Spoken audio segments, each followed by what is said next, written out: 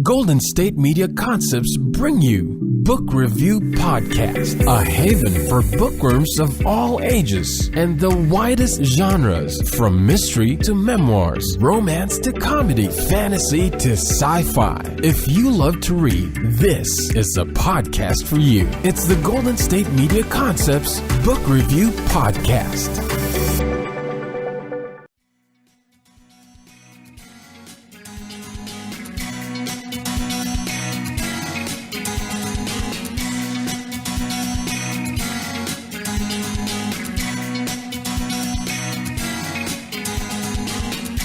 Hello, and welcome to the Golden State Media Concepts Book Review Podcast. I am your host, Sarah, and I hope you are having a fabulous September so far. Can you believe it's September? I know, I talk about time all the time. I talk about time a lot, but that's because I feel like it is just speeding by at rapidly increasing rates. I cannot believe it is September, that school is starting again, that, some schools have been going for a while, but I love all of the first day of school pictures that I see on social media.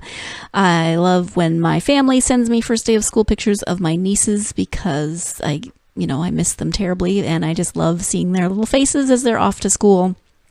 I have 5 nieces, the oldest of whom is in the Navy, so she doesn't have first day of school pictures, but she's studying to be a nurse, so I'm so very proud of her. And then I have a senior this year, a freshman and senior. My brother has 2 girls in high school, and then my sister has a 6th grader and a 1st grader. So you get all kinds of really wonderful stories about school, and those are all just such great ages to talk about. And anyway, I hope that if you have children and they are off back to school, that things are going well and that you are, you're enjoying life and you're not too hot and you're not too affected by, everything that's been going on this summer between storms and fires and everything else. It is a scary, scary summer weather and natural disaster wise. So I do hope that you are safe wherever you are, regardless of whether your kids are going back to school. I hope that you are safe.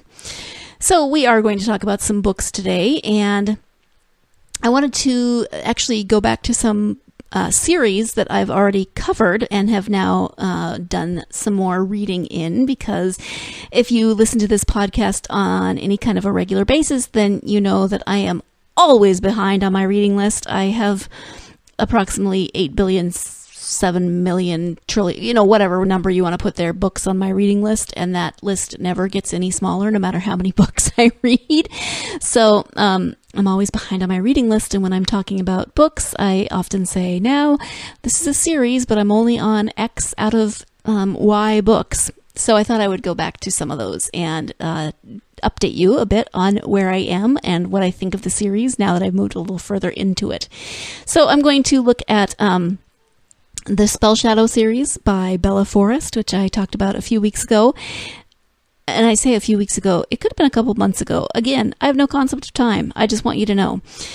So the Bella Forrest Spellshadow series, and then the second book in the Max Crumbly series by Rachel Renee Russell, and then finally the second book in the Night and Moon series. The first one was by Janet Evanovich and Fief Sutton. The second was by Janet Evanovich as a solo author.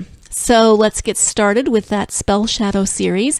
And when I first started talking about it, I had only read the first book. The first book was out, and I will reiterate that one thing I really love about this series is that there are 6 books in the series, and they're coming out once a month. So you don't have to wait. Often with fantasy books series, and this is fantasy, you have to wait a year between books. So if it's a 6-year series, you spend 5 years basically waiting for the books to come out. And this has been really fun. This has been really fun in that they come out once a month. So the 6th and final one comes out the end of this month, so I have read up through 5, the penultimate book. I suppose I could have waited until the 6th one came out, but, I really just like to say that word penultimate, which is, as Fancy Nancy would say, just a fancy way of saying the last, the second to last. So 5 books have been out. If you recall, the series centered on a main character named Alex, and the story is told from his point of view. Alex is, a normal teenager living in, I think it's Indiana, if I'm remembering correctly, and he finds himself drawn into this world of magic it's kind of an accident that he gets in there. His friend Natalie is taken by this creature, let's say, called Finder, into this Spellshadow Manor. Alex follows her and ends up at this Academy of Magic. And so that first book is just kind of giving you the overlay, giving you the background a little bit about this Spellshadow Manor and how Alex has snuck his way in. He has no magical ability whatsoever, and it's been described as Harry Potter meets Hunger Games. I wouldn't say that is the most accurate of descriptions, although it is a little less lighthearted than Harry Potter, and there is some violence and some things that happens in these books. So as the books have continued and progressed, we've learned more and more about this world. We've learned more about how Alex got sucked into this world despite not having magical abilities in the way that the other students at Spellshadow Manor have. I, of course, don't want to give too many things away if you haven't read these books. One of the criticisms that I brought up the first time I was talking about this series is that people complained that things weren't fully developed in terms of, not necessarily characters, but in terms of some of the plot developments. And I would have to say that as I've read through them, I agree with that assessment a little bit more. I didn't notice it as much in the first book. Maybe I just wasn't paying good enough attention. But as the books have progressed, I feel like things happen a little quicker than they might. They're not fully explained. We get from point A to point D, and we haven't really gone through B and C. And so things they seem a little bit easy. They figure them out, in the last book, there's a section where several of the characters face a series of challenges that they have to get through. And it just feels like they just kind of breeze right through them. There's not a lot of development as to how they get through them, why, it feels like it should have been a little more difficult, or that we should have had a little more explanation as to the nature of these challenges and how they figure out how to get through them. So I will say that is one criticism that I have of this book, that things, sometimes I find myself reading and I'm like, wait a minute, how did they figure out how to do that? Or did I miss something? Did they explain that elsewhere? And I suppose I can understand that if, they are coming out once every month, and I don't know, if she wrote them all at the same time, or if she's writing them once a month, and so maybe she gets writing fast and kind of doesn't think about the natural progression. But I will say that's one criticism that I read and I am noticing more and more.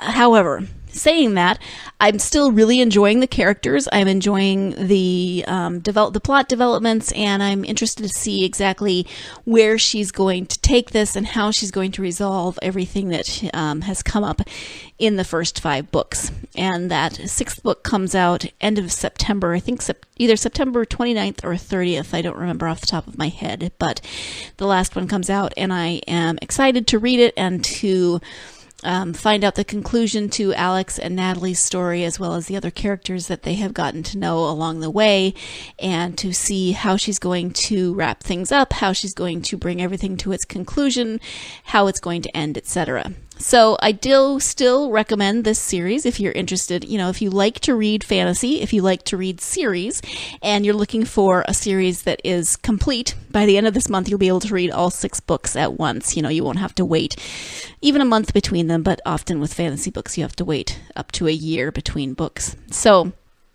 it's the first one is The Secret of Spellshadow Manor. They are by Bella Forrest, and you can find them online on Amazon. You can get them on your Kindle. You can get them or you can do them on your e-reader or as paperbacks. So check them out if that's something that intrigues you. We are going to take our first break of the podcast, and when we come back, I'll be talking about Middle School Mayhem by Rachel Renee Russell. So stay tuned.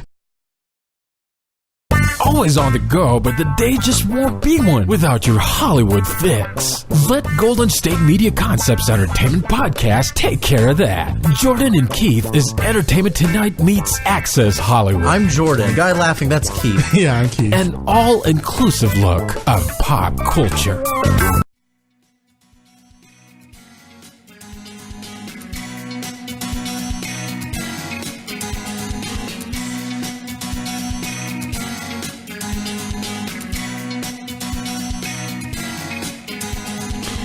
Welcome back to the Golden State Media Concepts Book Review Podcast. Before the break, I was talking about books 2 through 5 of the Spellshadow Manor Series by Bella Forrest. And now I want to turn my attention to another young adult book, but for slightly younger. I would say that the Spellshadow Manor Series would be for maybe mid to older teens and above. And then the title of the second book is called Middle School Mayhem. So it's definitely good for your middle school aged children. And if you join me for the episode where I talked about the first one describes Max Crumbly, who is in middle school. He has been homeschooled by his grandmother for a long time. Now he's in public school and he's really struggling, trying to find his place, trying to find where he fits in. And there is a bully, and the bully locks Max in his locker. At the very beginning of a 3-day weekend. Max is terrified that he's going to end up stuck in his locker for the entire 3-day weekend. He ends up getting out of his locker. He kind of figures out somehow that he can, that the back of the locker is not secure as it should be, and he's able to get out, and he finds himself in this sort of secret part of the school that's been blocked off for a long time. As part of this, he goes through all of these adventures. There's a group of people in the building trying to steal computer equipment, so he finds himself in the midst of that. In the meantime, he is communicating via cell phone with she's not even really a friend. She could be a friend. Her name is Erin, and he is talking to her. He finds her cell phone, I believe, if I'm remembering correctly, and ends up talking to her, and she ends up helping him in this. Now, that first book ends rather abruptly with a bit of a cliffhanger, and then the second one picks up right there where that first one ends on that cliffhanger, and the action just continues. Now, there are several things that I like about these books. First off are the illustrations. Rachel Renee Russell said that she worked on this book and its illustrations with her daughter, Nikki. And I know that she wrote another series called The Dork Diaries. Maybe you're familiar with that. I have not read those yet. See, again, ginormous book list that I'm never going to catch up on. And she illustrates those. And the illustrations are really clever and cute and part of the story.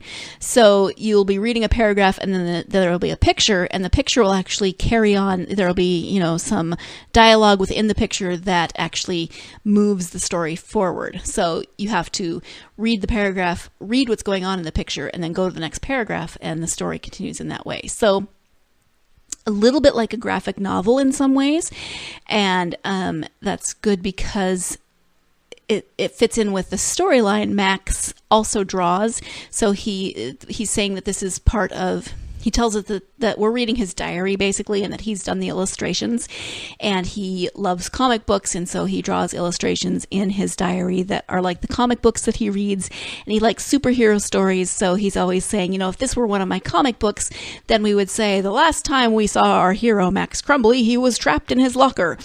And so there's just a lot of fun elements in this book, in these books. This one also ends in a cliffhanger, so we're going to get another book. I do not know how many are in this series. I haven't looked that up yet. Kind of just enjoying living in the knowledge that there's another one coming. The series, of course, is not done, so it is one of those things that you have to wait for. If you do want to pick it up, you're going to have to wait for the next one to come out. So the second one, Max is gaining more confidence. He is still stuck in this farce of trying to outwit the criminals who are trying to steal lab equipment. He's still running around in the school on a 3-day weekend when no one is supposed to be there. He's still having the help of his friend Erin. As an adult, I keep thinking, aren't Max's parents kind of freaking out right now because he didn't come home from school? Shouldn't he there's got to be a phone in that place. Can he not call his parents? Can he not call 911? But of course, in stories like this, they always take things to just a little tiny bit over the edge of extreme, because that makes them more fun and it makes them more adventuresome and those sorts of things, and they're a lot more fun to read. If it was just a book where he got out of his locker and called 911, that's not much of a story, right? But so he's in this adventure, and he is gaining more confidence in his abilities, and he is strengthening his friendship with Erin, and she is helping him from home. She's giving him advice. She has mad computer skills that she's using to help him. She turned off the lights in one of the rooms to help him escape at one point. She does all of these different things and helps him to make it through this part of the story. And like I said, it ends on another cliffhanger, so we'll have to tune in to find out what happens in the continuing adventures of Max Crumbly. So like I said, I like these books for a lot of reasons. Max is very melodramatic. Like, he uses lots of capital letters when he writes, which makes me laugh. And he is, I appreciate it because he is a little bit of a dorky kid, as was I. I'm grateful that no one ever locked me in my locker for a 3-day weekend, but I did once get stuck in a locker. I got locked in a locker. I will admit it. The janitor had to come get me out. I almost hyperventilated. Yeah, not a fun experience. So I do not want to be locked in a locker for a 3-day weekend. I was not a cool kid. I was definitely, I was the dorky kid, and I did dorky things, like I was in marching band, and I was in drama, and all of those things. I got good grades, and hey, I am proud of being a dork. My husband was a cool kid when he was growing up, and that's cool too. There's all different people. But what I love about this book, of course, is that the dorky kid is starting to try to face some of his problems, trying to figure them out, instead of simply being a victim, which he is at the beginning of the book. He is a victim because he gets stuffed in his locker. He is now actively problem solving. He is gaining more confidence, which I think, is going to help him once this.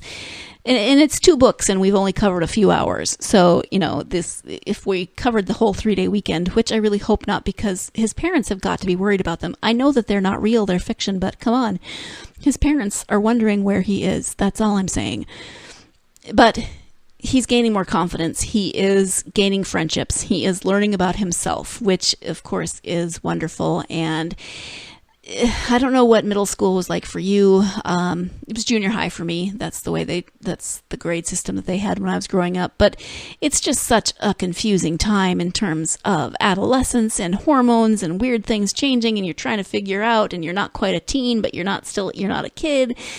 You want to have more independence, but your parents still think of you as a child, etc., etc. So books such as this, Max Crumbly, really help kids who think that they are different, and who maybe are a little bit different, know that it's okay to be different. It's okay to be a little bit of a dork or a nerd and to like the things that you like. Max likes comic books. Max draws comic books. Some of the kids in his grade might think that that's not a very guy thing to do, because at that age, it's very black and white. So we're very, kids can be very gender binary. They can be very, us and them, and they want to make sure that they are in the right group. And so anything that's different, they don't appreciate.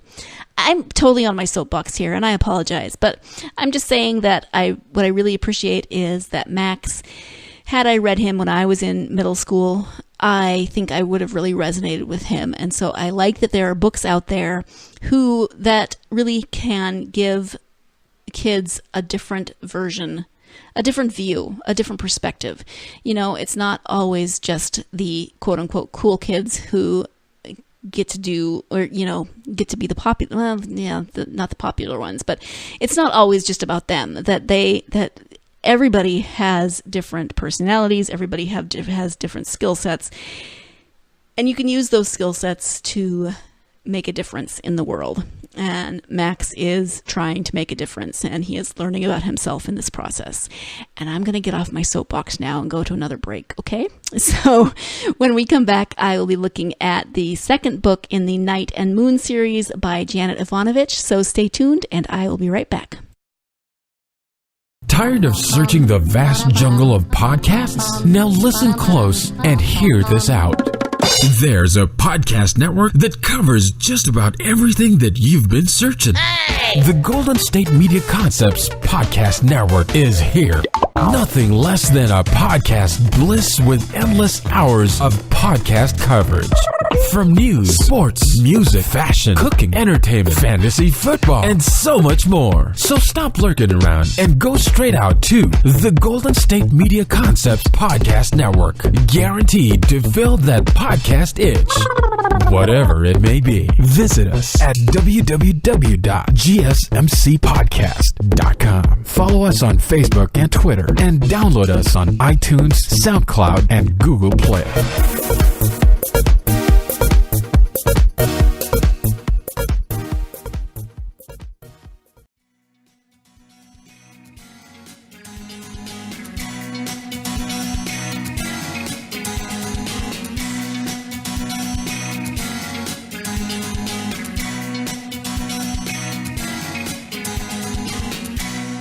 Welcome back to the Golden State Media Concepts Book Review Podcast. We are talking about books that are part of a series and that I have covered before, but now I've read more of the series, and so going back to those books. And it's not been that long since I talked about the Night and Moon series by Janet Evanovich. The first one she wrote with Fief Sutton, and these have minds in the title, so Dangerous Minds and Curious Minds. And the most recent one that I finally just got around to reading is, well, let me back up. So the books are about two characters who's Emerson Knight and Riley Moon. And so Night and Moon, that's where you get that. Emerson is eccentric. He is brilliant. He is very, very wealthy, which helps because, they can have adventures and not worry about how they're going to pay for them. Riley is, she's a lot more buttoned down than Emerson, but she also has kind of this interesting collection of personality traits. So she has multiple degrees from, I believe it's Harvard.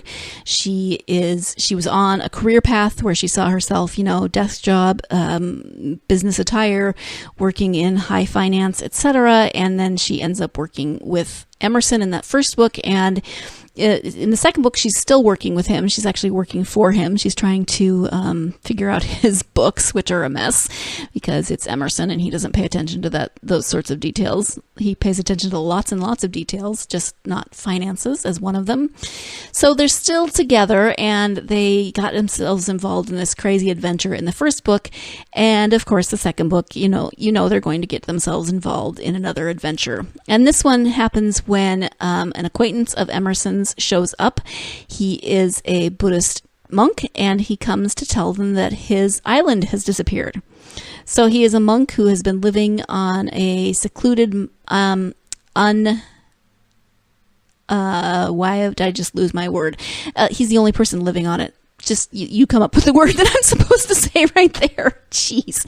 He's been living on this island in, around American Samoas in that region of the world, and some people come to the island and they kidnap him. They take him out on a boat, and after several weeks he tries to find his island and it's gone. So he comes to Emerson and says, my island disappeared, which of course is not really something that we expect to happen in the world, to have an entire island disappear. But of course Emerson gets right on it. He's perfectly happy to accept that weird things happen in the world and that an island could potentially disappear. He and the monk and his cousin Vernon and Riley end up on a cross-country adventure that takes them to national parks. So part of the book takes place in Yellowstone, which is fabulous because I grew up in Montana, and so Yellowstone is near and dear to my heart. And they also go to Hawaii Volcanoes National Park, and so it's this whole giant plot giant conspiracy, excuse me.